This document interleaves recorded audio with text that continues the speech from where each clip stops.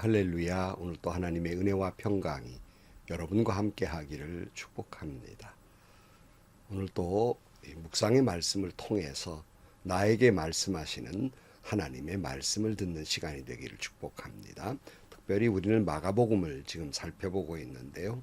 마가복음을 통해서 십자가를 향해 걸어가시면서 제자들을 가르치고 계시는 예수님의 말씀을 따라가겠습니다. 오늘 아침 하나님께서 우리에게 허락해 주신 말씀은 마가복음 10장 17절에서 31절 말씀입니다. 예수께서 길을 떠나시는데 한 사람이 달려와서 그 앞에 무릎을 꿇고 그에게 물었다. 선하신 선생님, 내가 영원한 생명을 얻으려면 무엇을 해야 합니까? 예수께서 그에게 말씀하셨다. 어찌하여 너는 나를 선하다고 하느냐? 하나님 한 분밖에는 선한 분이 없다. 너는 계명을 알고 있을 것이다. 살인하지 말아라, 간음하지 말아라, 도둑질하지 말아라, 거짓으로 증언하지 말아라, 속여서 빼앗지 말아라, 내 부모를 공경하여라 하지 않았느냐? 그가 예수께 말하였다. 선생님, 나는 이 모든 것을 어려서부터 다 지켰습니다. 예수께서 그를 눈여겨보시고 사랑스럽게 여기셨다. 그리고 그에게 말씀하셨다. 너에게는 한 가지 부족한 것이 있다. 가서 내가 가진 것을 다 팔아서 가난한 사람들에게 주어라. 그리하면 내가 하늘에서 보화를 차지하게 될 것이다. 그리고 와서 나를 따라라. 그러나 그는 이 말씀 때문에 울상을 짓고 근심하면서 떠나갔다. 그에게는 재산이 많았기 때문이다. 예수께서 둘러보시고 제자들에게 말씀하셨다. 재산을 가진 사람은 하나님의 나라에 들어가기가 참으로 어렵다. 제자들은 그의 말씀에 놀랐다. 예수께서 다시 그들에게 말씀하셨다. 이 사람들아, 하나님의 나라에 들어가는 것은 참으로 어렵다. 부자가 하나님의 나라에 들어가는 것보다 낙타가 바늘 귀로 지나가는 것이 더 쉽다. 제자들이 더욱 놀라서 그렇다면 누가 구원받을 수 있겠는가 하고 서로 말하였다. 예수께서 그들을 눈여겨보시고 말씀하셨다. 사람에게는 불가능하나 하나님께는 그렇지 않다. 하나님께는 모든 일이 가능하다. 베드로가 예수께 말씀드렸다. 보십시오. 우리는 모든 것을 버리고 선생님을 따라왔습니다. 예수께서 말씀하셨다. 내가 진정으로 너에게 말한다. 나를 위하여 또 복음을 위하여 집이나 형제나 자매나 어머니나 아버지나 자녀나 논밭을 버린 사람은 지금 이 세상에 와서는 박해도 받겠지만 집과 형제와 자매와 어머니와 자녀와 논밭을 100배나 받을 것이고 오는 세상에서는 영원한 생명을 받을 것이다. 그러나 첫째가 꼴찌가 되고 꼴찌가 첫째가 되는 사람이 많을 것이다. 아멘. 예수님께서 예루살렘으로 예루살렘에 행진하고 계시는데 어떤 사람이 달려 나왔습니다. 17절 말씀에 보면 예수께서 길을 떠나시는데 한 사람이 달려와서 그 앞에 무릎을 꿇고 그에게 물었다. 선하신 선생님, 내가 영원한 생명을 얻으려면 무엇을 해야 합니까? 질문이죠. 뭘 해야 영생을 얻으리까 하는 질문입니다. 이미 우리가 앞에서 살펴본 바리새파 사람들이 예수님께 질문하는 의도는 예수님의 어떤 흉을 잡기 위해서 질문을 했다고 하면 이 사람의 질문하는 자세는 전혀 다릅니다. 본문을 자세히 보면 이 사람이 달려나왔어요. 기다리고 있었다는 얘기죠. 달려나와서 그리고 무릎을 꿇고 겸손한 모습으로 예수님께 질문을 하고 있습니다. 무엇을 해야 영생을 얻으리까? 아마 이 사람의 태도로 보아서 이 사람은 인생의 문제, 영생의 문제를 굉장히 깊이 고민한 것 같고요. 인생의 중요한 질문을 겸허하게 그리고 간절히 예수님께 묻고 있습니다. 사실은 이 질문은 모든 인생의 고민 가운데 하나라고 생각합니다. 특히 이 사람은 예수님을 선하신 선생님이라고 부르고 있어요. 당시에 예수님에 대해서 어떤 사람들은 랍비요, 어떤 사람들은 선지자 중에 한 사람이라고 말하고 있어요. 사실은 선생님이 그러면 당시에는 최고의 존칭입니다. 선하신 선생님, 거기다가 선하다는 말까지 붙이면서 이 사람이 평소에 예수님에 대한 존경심이 얼마나 깊었는지를 알 수 있어요. 예수님에 대한 믿음이 얼마나 깊었는지, 예수님께 나오면 이 인생의 문제를 해결할 수 있다는 믿음을 갖고 있었습니다. 그렇다면 여러분, 오늘 저와 여러분은 어떻습니까? 이 사람처럼 주님께 달려 나오고 계십니까? 이 사람처럼 진정으로 겸손하게 무릎을 꿇는 그런 간절함이 있습니까? 그런 태도로 은혜를 구하고 있습니까? 이 사람처럼 예수님께만 나오면 내 모든 인생의 문제, 영생의 문제까지 해결받을 수 있다는 믿음을 가지고 주님께 나아오고 계십니까? 예수님이 이 겸손하고 간절한 마음으로 인생의 중요한 문제를 질문하는 사람에게 이렇게 말씀하십니다. 18절 말씀. 예수께서 그에게 말씀하셨다. 어찌하여 너는 나를 선하다고 하느냐? 하나님 한 분밖에는 선한 분이 없다. 예수님의 말씀은 상당히 의외였습니다. 어찌해서 나를 선하다고 하느냐? 선한 분은 하나님 한 분밖에 없다. 아니, 죄 없으신 예수님 자신이 왜 나를 선하다고 그러냐? 하나님밖에는 없다고 말씀하시는 까닭이 뭘까? 여러분, 주님이 이 땅에 오신 이유가 뭐예요?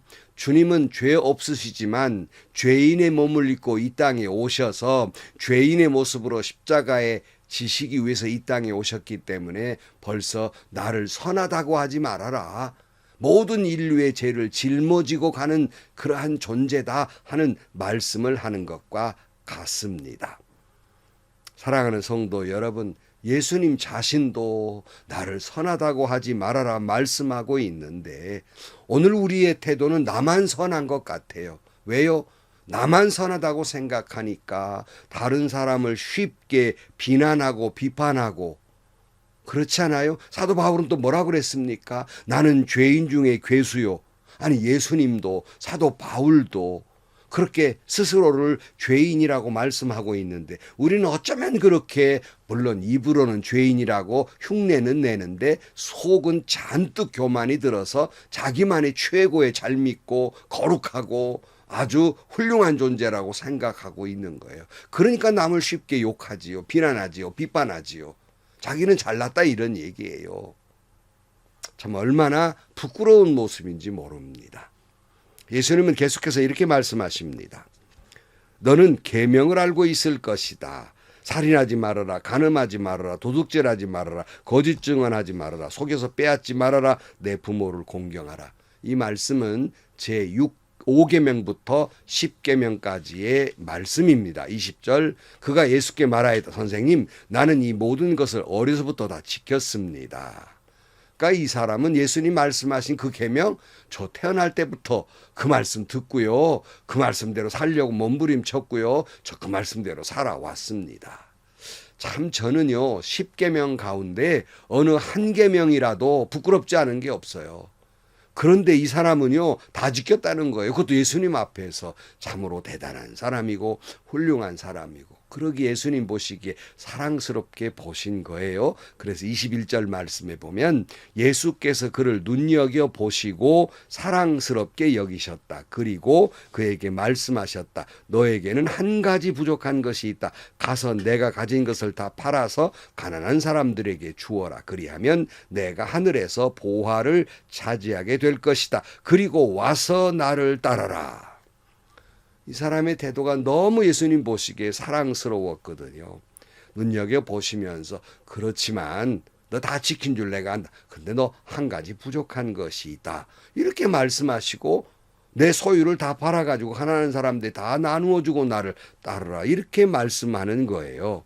여러분, 예수님의 이 말씀은 결코 오늘 우리에게 너들 정말 예수 믿으려면 재산 다 팔고 논 팔고 집 팔고 다 팔아서 다 하나님께 바치고 가난한 사람 다 주고 너는 그냥 나만 따라오너라 이렇게 말씀하고 있는 건 결코 아니에요.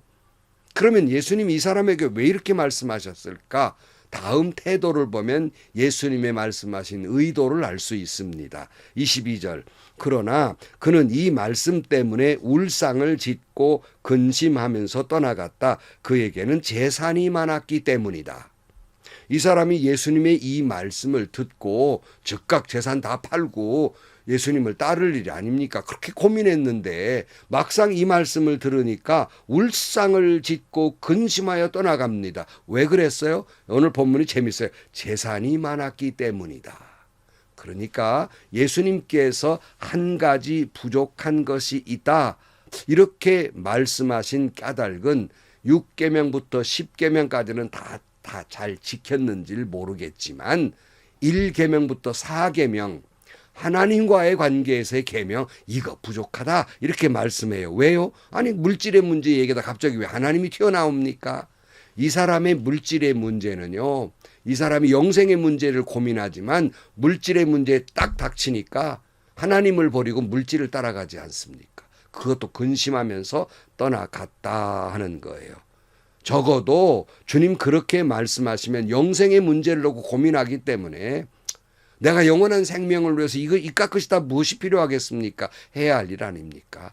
여러분 죽을 병 걸려봐요. 돈이 무슨 소용이 있어요? 다 필요 없는 거 아닙니까? 적어도 영생에 대한 고민하면 그런 태도여야 하는데 이 사람은 하나님보다 물질을 더 사랑한 거예요. 영생보다 마른 영생을 구하는데 영생보다 물질을 더 사랑한 거예요. 그래서 한 가지 더 부족한 것이 있다. 너 하나님보다 물질을 더 사랑하지 이 말씀을 하는 거예요. 제가 목회를 하면서 참 귀한 성도님들이 계셔서 그래도 목사가 무슨 말을 하면 그래도 말씀대로 순종하려고 많이 애쓰고 성도님들이 다 그러셨어요. 그런데 어느 한 대목에서는 딱 걸립니다. 어디에서 걸리는 줄 압니까? 그것이 우리 성도 중에 어떤 사람에게 어떤 물질적으로 좀 손해를 보는 일이 있다. 그걸 목사가 양보하시죠. 이렇게 말했다고 칩시다. 여기에는 딱 걸립니다. 양보 안 해요. 돈의 문제에 걸리면 딱 그는 더 이상 진전이 없습니다. 예수님이 물질 얘기하니까 근심하고 떠나가는 것과 무엇이 다릅니까? 그래서 말씀하시는 거예요. 이 사람의 태도는 다른 건 다 잘 지키는 것 같은데 물질의 문제에 딱 가니까 하나님을 선택한 것이 아니라 물질을 택하고 있다는 말씀이에요. 근데 제자들은 23절 예수께서 둘러보시고 제자들에게 말씀하셨다. 재산을 가진 사람은 하나님 나라에 들어가기가 참으로 어렵다. 제자들은 그의 말씀에 놀랐다. 예수께서 다시 그들에게 말씀하셨다. 이 사람들아 하나님의 나라에 들어가는 길은 참으로 어렵다. 부자가 하나님 나라에 들어가는 것보다 낙타가 바늘귀로 지나가는 것이 더 쉽다 그랬어요. 아니 부자가 천국 가기 어렵다면 그러면 가난해야 천국 간다는 말인가? 제자들은 도무지 이해할 수가 없었어요. 그럼 누가 그러면 천국 가겠습니까? 이 말은 누가 예수님을 믿고 누가 하나님을 믿겠습니까? 가난하게 살라고 그러는데 뭐 이런 태도예요. 그래서 26절 제자들은 더욱 놀라서 그렇다면 누가 구원을 받을 수 있겠는가 하고 서로 말하였다. 예수께서 그들을 눈여겨보시고 말씀하셨다. 사람에게는 불가능하나 하나님께는 그렇지 않다. 하나님께는 모든 일이 가능하다. 베드로가 예수께 말씀드렸다. 보십시오. 우리는 모든 것을 버리고 선생님을 따라왔습니다. 예수께서 말씀하셨다. 내가 진정으로 너에게 말한다. 나를 위하여 또 복음을 위하여 집이나 형제나 자매나 어머니나 아버지나 자녀나 논밭을 버린 사람은 지금 이 세상에서는 받게도 받겠지만 집과 형제와 자매와 어머니와 자녀와 논밭을 100배나 받을 것이고 오는 세상에서는 영원한 생명을 받을 것이다. 그러나 첫째가 꼴찌가 되고 꼴찌가 첫째가 되는 사람이 많을 것이다. 이렇게 말씀하고 있어요. 베드로는 자기 자신 다 버려두고 주님 쫓았지 않습니까? 이렇게 얘기해요. 이때 예수님께서 하나님의 나라를 위해서 복음을 위해서 부모나 형제나 논밭을 버린 사람은 후에 상을 100배나 받을 것이고 영원한 생명을 얻을 것이다. 이렇게 말씀해요. 결코 여러분 이 말씀을 오해해서는 안 됩니다. 예수 잘 믿으려면 부모 버리고 형제 버리고 자식 버리고 그저 교회만 붙들려 살라 이런 말씀이 아닙니다. 하나님의 나라를 위해서 부모 형제를 떠날 수밖에 없는 경우가 생기는 거예요. 제일 쉽게 이해는 선교사님들 아닙니까? 이 땅에 부모들 형제들 두고 먼 외국 땅에 가서 목숨의 위협을 받으면서도 복음을 전하지 않아요. 이런 경우의 이야기를 말씀하고 있는 거예요. 복음을 위해서 그런 경우가 생긴다는 겁니다. 일부러 악하게 불효하느라고 그렇게 하라는 말이 아니고 영원한 생명 하나님의 나라를 위해서 그런 경우가 있을 것이다. 그런 자는 복을 받을 것이다. 말씀하고 있는 거예요. 자, 처음으로 돌아가서 이 사람의 처음 고백이 뭐였죠? 무엇을 해야 영생을 얻습니까? 질문을 했어요. 주님의 대답은 오늘 말씀 총 정리하면 영원한 생명을 얻으려면 오직 예수님만 따라라. 하나님만 믿어라. 이것이 대답입니다. 사랑하는 성도 여러분, 여러분은 오직 여호와 하나님을 믿고 그리고 여러분 버린 것은 무엇입니까? 아니, 여호와 하나님을 믿고 영원한 생명을 위해서 버려야 할 것이 있는데 아직 버리지 못하고 있는 것은 무엇입니까? 다시 말하면 하나님보다 더 사랑하는 건 뭡니까? 나의 영원한 생명보다 지금 더 붙들고 사랑하고 있는 것은 무엇입니까? 무엇을 해야 영생을 얻습니까? 주님의 대답은 오직 여호와만 섬기라. 그리하면 너와 내 집이 구원을 얻으리라. 기도하시겠습니다. 하나님 아버지, 저희들이 영생의 문제를 놓고 기도하고 주님을 믿고 영원한 하나님의 나라를 소망하며 살면서도 여전히 하나님보다 세상 것에 얽매여서 하나님보다 더 사랑하는 것들이 이 땅에 있습니다. 주님, 아직도 하나님보다 더 사랑하는 것들 다 버리고 끊게 하여 주시고 이 모든 것들이 우리에게 필요한 것이지만 그보다 더 하나님을 사랑하며 살게 하여 주옵소서. 그리하여 하나님의 축복을 100배나 더 받고 영원한 생명을 누리며 살게 하여 주옵소서. 예수님의 이름으로 기도하옵나이다. 아멘. 여러분, 이 한 사람의 이야기는 우리 모두의 이야기예요. 여러분은 하나님보다 더 사랑하는 것은 없습니까? 우상은 하나님보다 더 사랑하는 모든 것은 우상입니다. 그러므로 내가 지금 하나님보다 더 사랑하는 것은 무엇일까를 되돌아보시고 아직도 버리지 못한 것 있으면 여러분 버리시고 끊으시고 오직 여호와 하나님만 섬기며 살아가시기를 축복합니다. 그래서 이 땅에 100배나 축복을 받으시고 영원한 생명을 누리며 살아가시기를 축원합니다. 행복하시고요. 좋은 일이 가득한 하루가 되시기를 주님의 이름으로 간절히 축원합니다.